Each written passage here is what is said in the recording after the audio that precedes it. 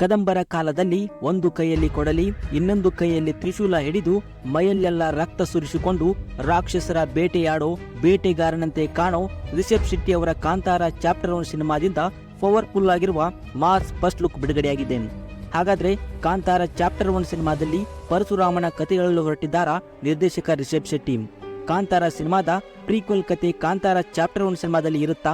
ಇದನ್ನೆಲ್ಲ ನೀವು ಸಂಪೂರ್ಣವಾಗಿ ತಿಳಿದುಕೊಳ್ಳುವ ಮೊದಲು ಇದರ ಪಕ್ಕ ಸ್ಯಾಂಡಲ್ವುಡ್ನ ಅಪ್ಪಟ ಅಭಿಮಾನಿಯಾಗಿದ್ರೆ ಈ ವಿಡಿಯೋನ ಲೈಕ್ ಮಾಡಿ ಹಾಗೂ ನಮ್ಮ ಚಾನಲ್ ಅನ್ನು ಸಬ್ಸ್ಕ್ರೈಬ್ ಮಾಡಿ.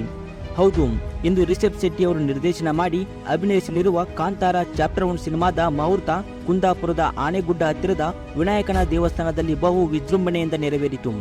ಅಂಬಾಳೆ ಸಂಸ್ಥೆಯ ಲಾಂಛನದಿಂದ ಕಾಂತಾರ ಚಾಪ್ಟರ್ 1 ಕನ್ನಡ ಸೇರಿ ತಮಿಳು, ತೆಲುಗು, ಹಿಂದಿ, ಮಲಯಾಳಂ, ಬೆಂಗಾಲಿ ಹಾಗೂ ಇಂಗ್ಲಿಷ್ ಭಾಷೆಯಲ್ಲಿ ಕೂಡ ಬರ್ತಿದೆ ಎಂದು ಕನ್ಫರ್ಮ್ ಮಾಡಿದ್ದಾರೆ. ಕಾಂತಾರ ಚಾಪ್ಟರ್ 1 ಸಿನಿಮಾ ಮೂಲಕ ಅಂಬಾಳೆ ಸಂಸ್ಥೆ ಹಾಲಿವುಡ್ ಅಂಗಳದಲ್ಲಿ ಕೂಡ ತನ್ನದೇ ಆದ ಛಾಪು ಕ್ರಿಯೇಟ್ ಮಾಡಕ್ಕೆ ಹೊರಟಿದೆ.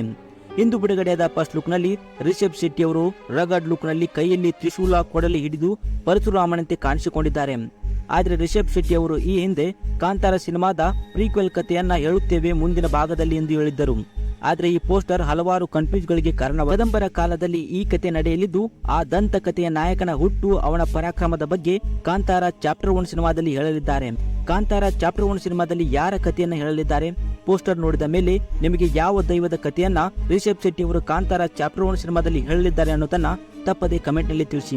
ವಿಡಿಯೋ ಇಷ್ಟವಾಗಿ ಲೈಕ್ ಮಾಡಿ, ಶೇರ್ ಮಾಡಿ ಹಾಗೂ ಇದೇ ರೀತಿಯ ಇನ್ಫಾರ್ಮೇಶನ್ಗಳಿಗಾಗಿ ನಮ್ಮ ಚಾನಲ್ ಅನ್ನು ಸಬ್ಸ್ಕ್ರೈಬ್ ಮಾಡಿ.